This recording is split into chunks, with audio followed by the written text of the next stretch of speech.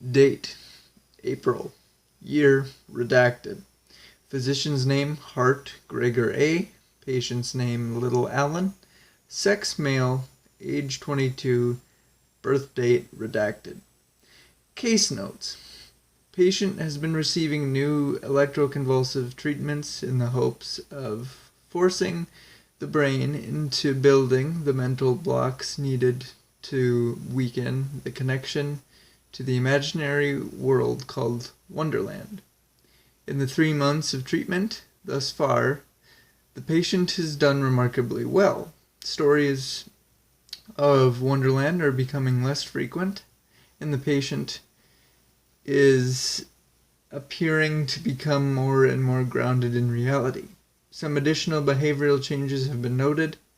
Patient has acquired a taste for tea, delivered to his room daily, multiple times a day. Patient's demeanor has also become more sporadic, with singing, laughing, and the occasional riddle. While this behavior is odd, it doesn't strike me as concerning. It is possible that this uncharacteristic behavior is the result of the treatment's effects on the brain as it corrects and heals. It is doubtful to be permanent. Treatment is as follows: continued sessions of electroconvulsive therapy. Patient's behavior is to be monitored between sessions, and further changes are to be documented. Should signs of improvement continue, patient's mental state in relationship to his psychosis will be tested, may be eligible for release. Chapter 9. Rage and Grief. In regaining consciousness, there were a few places I imagine I'd be when I woke up. Either I'd still be propped up against that armory wall, being kept warm by the smoldering remains of the night before, or I'd at least be laying comfortably in a bed somewhere in the labyrinth of rooms in the castle. Instead, my eyes opened in a panic to find that I was back in my room at the asylum. As the light of the new day streamed in, I was drenched in both tears and sweat. Being where I was confused me greatly. Had I really been back to Wonderland? Was Hatter really dead, or was it all a dream? I didn't know for sure, and I didn't allow myself time to care, because when I looked around the room at all the pictures on my walls, the recent and familiar rage, real or not, came rushing back to me. In a fury of tears and screaming, I turned that horrible feeling loose upon the pictures once again, but this time, instead of taking them down and putting them away, I chose to take a pencil from my writing desk and black out each and every one of them. Whether I just woke from a nightmare or actually witnessed it, the visions of Hatter's death caused my heart to ache all the same, as the memories catalogued around me were pushed behind a curtain of sorrow. My breakdown had reached the ears of some nurses and aides that were making their rounds. Before I could even react, they flooded my room, and a tidal wave of arms struggled to wrap me in safety. Fighting through the staff's pleas of "just calm down and relax," I eventually was wrestled to the ground by the aides and forced to release the pencil from my grip. The altercation went on until I heard one of the nurses call for a sedative. She grabbed my legs as another nurse entered the room with a syringe in hand. In moments, she plunged the needle into my neck, and the struggle ended as I was put back to sleep. Waking up was a lot different than the time before. Not only was it harder to find my senses, but this time I wasn't alone in my sunlit room.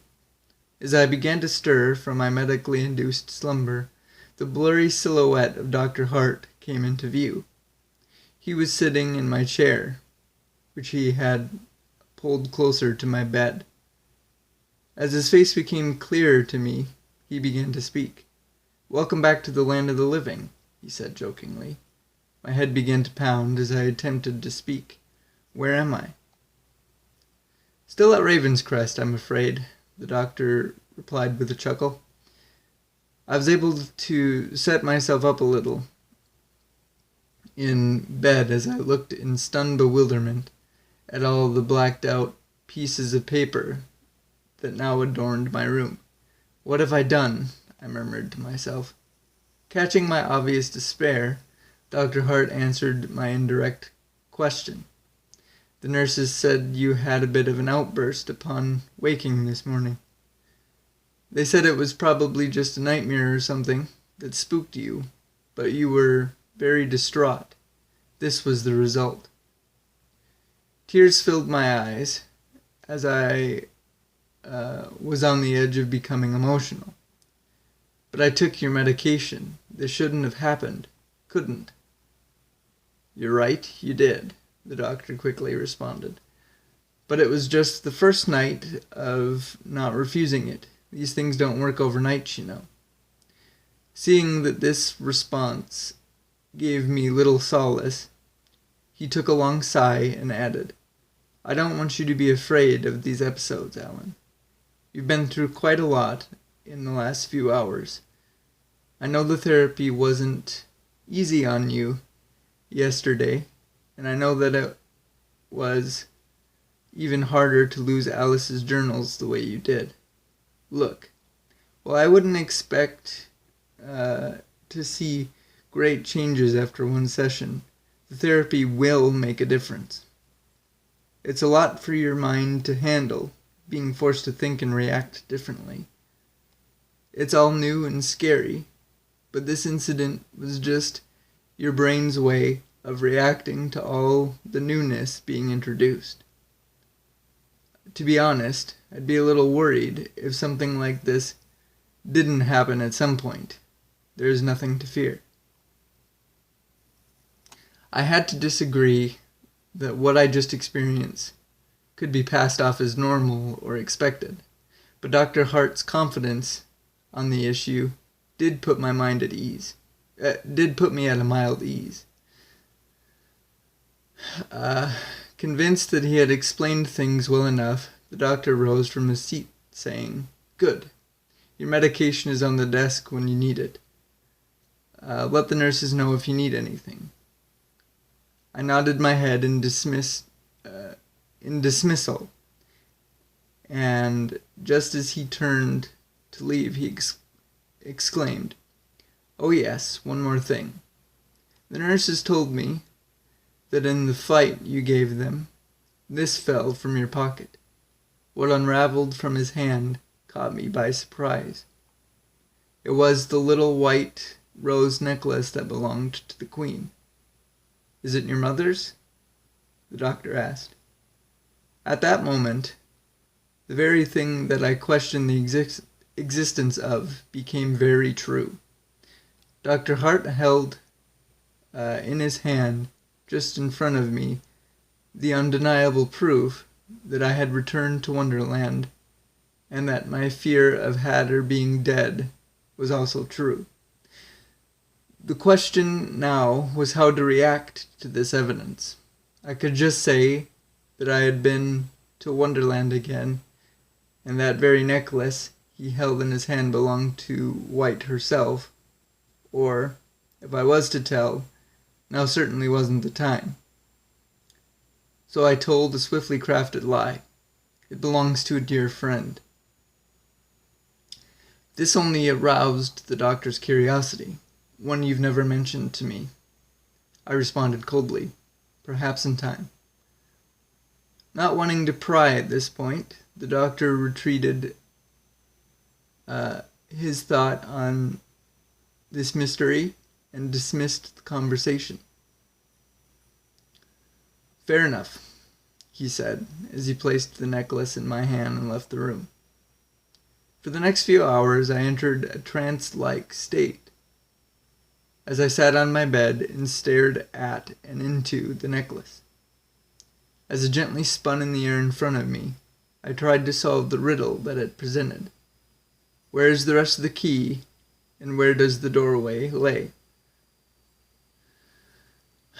This was something that I hoped Chesh and the Dormouse could find the answer to. Funny, now that I think about it, in my pondering, no more tears for Hatter fell. All of these pieces would soon fall into their place, and it would shape what would happen to us all, Wonderland itself. My mind gave me no room for sadness. Rather conveniently, just as I was thinking to myself the importance of going back and meeting fate, a friendly and familiar caw caught my attention. Perched on my window sill was the raven. "It's you again, bird," I said as I stood up from my bed.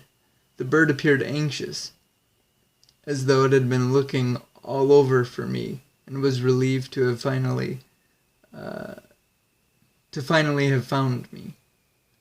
As I put the necklace back in my pocket, the bird seemed captivated by the amount of black in my room. Noticing his interest, I said, "Black everywhere you look. That's what will happen if we don't go back, isn't it, my friend?" The raven cawed in acknowledgement. We must return to Wonderland. Face it. That's what all this means." I pulled the necklace back out of my pocket to show him. The raven's reaction was unexpected. It leaped off the perch, squawking loudly and frantically before darting off into the sky again. I took this as the clever animal recognizing the piece of jewelry and putting it away.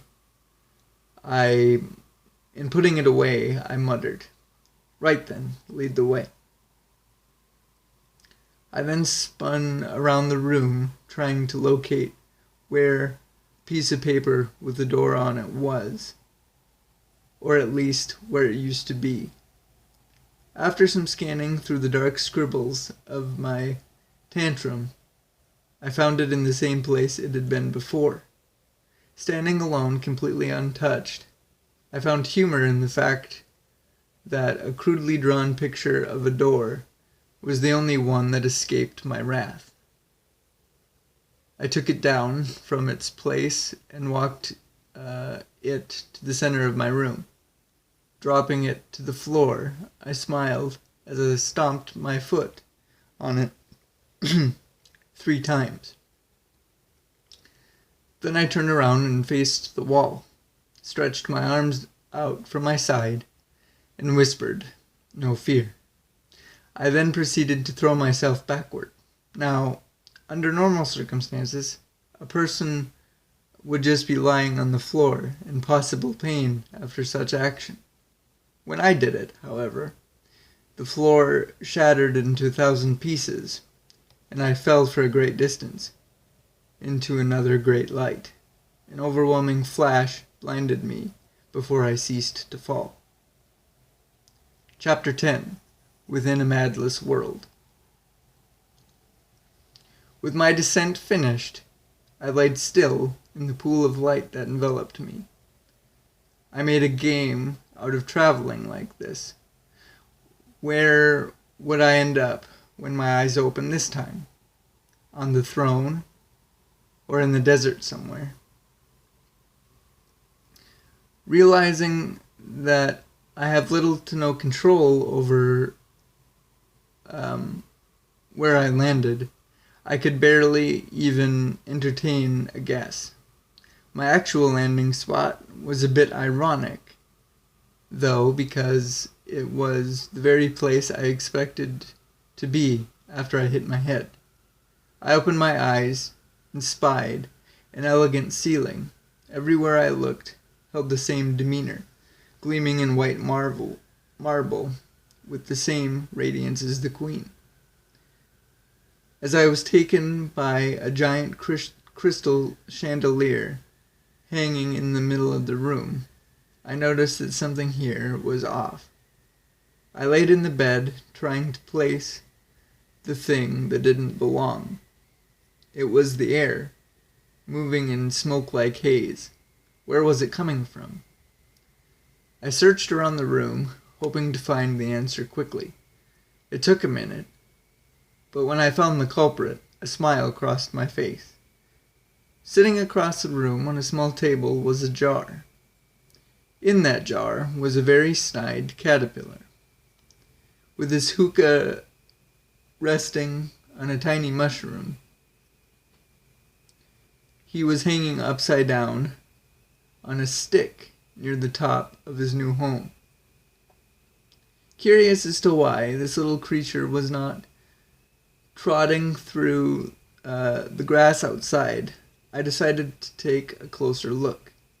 As the caterpillar puffed on his hookah, he seemed to be muttering angrily to himself.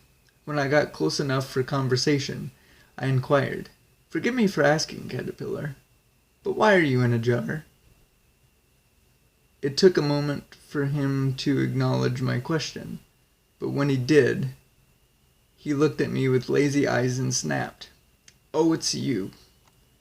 Why are you staring? Haven't you seen a caterpillar make a chrysalis before?" Caught a bit off guard by a sudden eruption, I meekly replied, "Well, yes, but—" "Yes," the caterpillar hissed, interrupting me before continuing. "Well, if you must know, that long-eared ignoramus, March Hare, put me in here for safekeeping after the attack."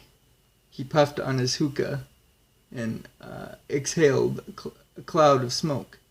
"I presume that is why you have come back." "It is," I answered, being straightforward. "Is it war that will end this conflict?" the caterpillar asked. "Yes," I responded, keeping the same tone. The caterpillar seemed unimpressed. "You know, for someone with such conviction in your words, you seem shaky. Why?" I got quiet, reluctant to explain, but I did. "The darkness and all of the death that's coming, it's weighing on my shoulders." "And Hatter's death," the caterpillar added, wide-eyed now. Wide-eyed now. I was speechless. My mind circled as I searched for an explanation for how he knew this plagued me without so much as a mention. Content that he had figured me out, he puffed on his hookah with an upturned nose and went on. "Tweedles told me everything over his smoke. Need I remind you that death is just as much a part of the life cycle as change, and you'd be a fool to expect anything else in a war." Seeing that his scolding wasn't getting him anywhere, the caterpillar calmed himself and said in a more relaxed tone, "Come, recite to me something while I work." "But I have nothing to recite from," I replied. "No," said the caterpillar, in a mixture of disappointment and annoyance. "Of course. Allow me to come up with a poem to entertain myself. Why not? It's probably for the best anyway. You weren't the best at it last time. Certainly not better than I." "Certainly not," I said with a sigh, as my patience began to fray. After a few moments of fidgeting on his stick, he said, "Now let me see," and clearing his throat, he began.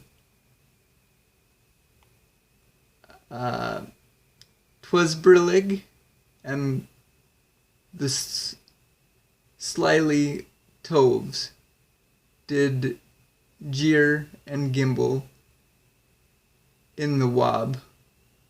All mimsy were the barrogoves,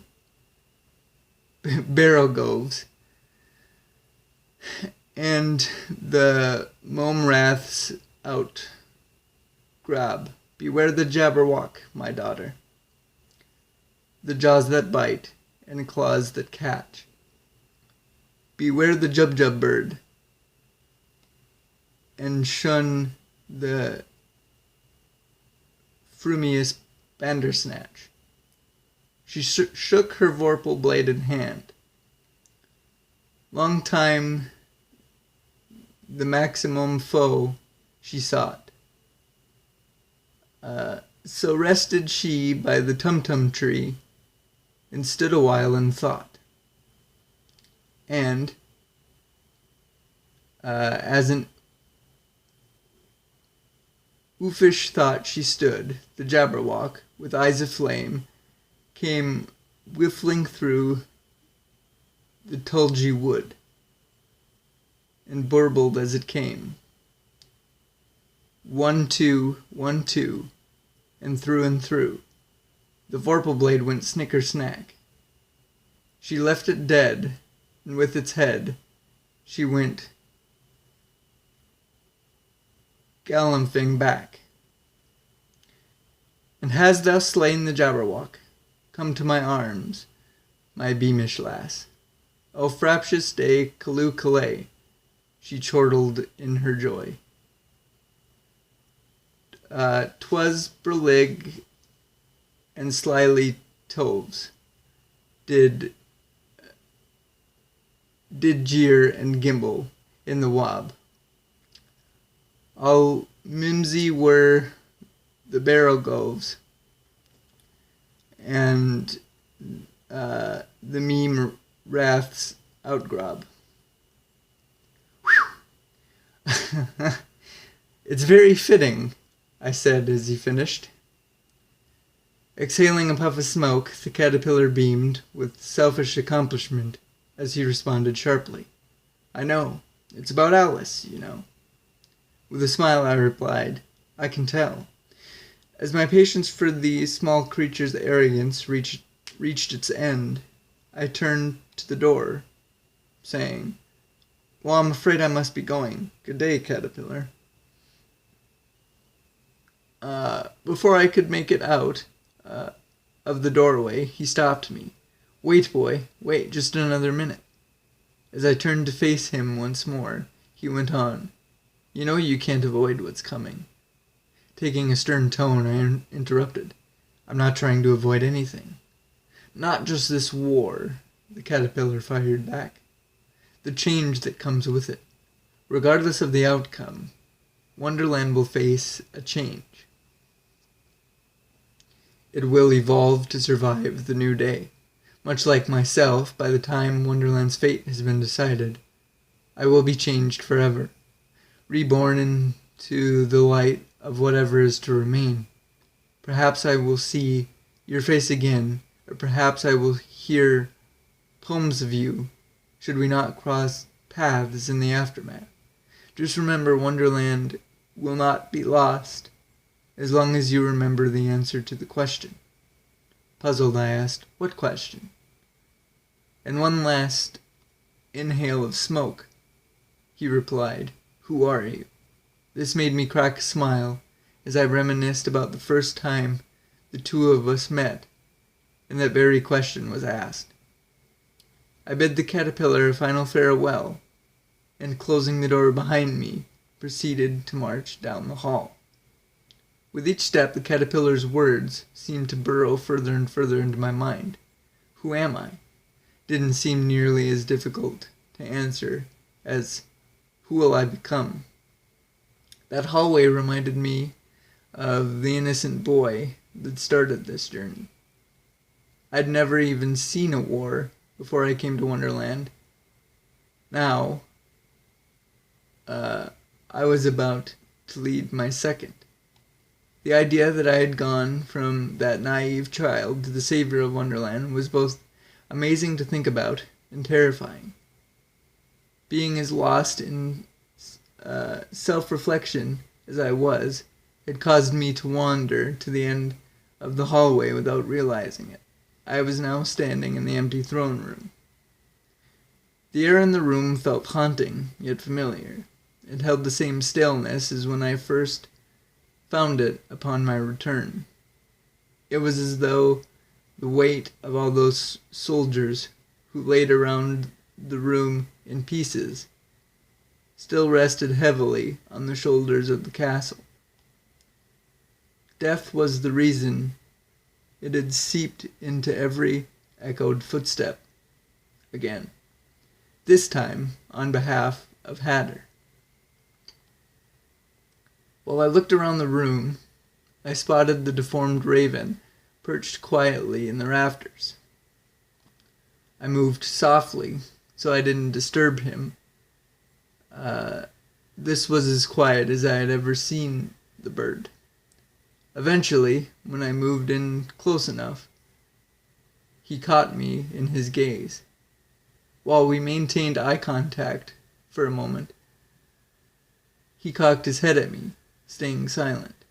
His body language suggested that he was happy to see that we both made it back in one piece.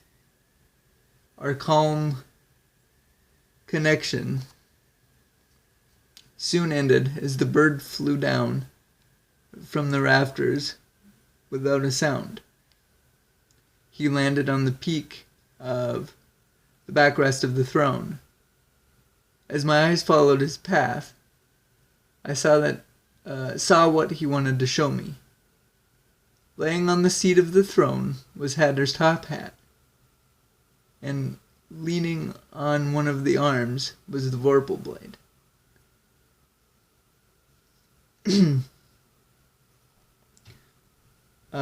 As the raven finally let out a caw, I felt suddenly overcome with emotion, seeing what remained of my friend. I fell to my hands and knees before the hat, too burdened to lift my head. This reaction caused the bird to take off, flying low over my head and back out of the room. It was this moment that for the first time I truly felt the weight of death in its pure form, crushing my shoulders instead of the castle's. It was as if grief was holding me down, knelt before those two objects. As I fought to free myself from the floor, my personal struggle was interrupted by a small voice. "So what do we do now?" the voice said meekly. As I found the strength to lift my head, I watched a very distressed dormouse come out from behind the hat, holding his hat in his paws. "We continue as planned," I answered, as I rose to my knees, hands to my side. It's what is most important, what Hatter would have wanted." As I rose to my feet, I went toward the mouse with the necklace in hand and said, "You should begin your search. Take this, use it to find the rest of the key and the door if you can." Where would I be if I was a door?" asked the dormouse as he took the necklace. "Somewhere out of plain sight, where it can't be stumbled upon by just anyone," I replied. Just then, the top hat began to rise from the seat, and two golden eyes and a grin appeared underneath it. "I know a few damp and dark places that could be," Chesh said, coming into full view. As I removed the top hat from the cat's head, he brought his tail around so the mouse could grab on. Then he proceeded to drop the mouse on his back. As this happened, two troops walked into the room, hoping to speak with me. Before they got too close, I sent the two animals discreetly on their way. When the men reached me, I spun around with both the hat and sword in hand and greeted them. "The casualties from last night are buried and taken care of, sire, although there was nothing of Hatter to lay to rest." That's quite all right, I replied nervously, hoping they wouldn't ask any questions about the cat and mouse. We have what we need to say our goodbyes. The soldier looked at the hat in my hands and quickly corrected himself. What new orders do you have? Now, returning to a stern tone and a stiff demeanor, I answered, Tomorrow morning, war will gallop across the kingdom. We are outnumbered and ill-prepared for this. Take a small party and griffin and go to the farthest reaches of the throne. Gather every chess piece that is able to fight along the way. We need our numbers to hold. Bring them to me when you return. Yes, sir, the men said in unison, before dismissing themselves. Alone now, with 2 missions being carried out simultaneously, I found there was nothing to do but wait and hope for the best outcomes. So, after placing the top hat on the back of the throne, I sat in it, weapon in hand, doing exactly that, waiting and hoping. That's going to wrap this episode up for us, you guys. And I hope you enjoyed it. We'll see you in the next one.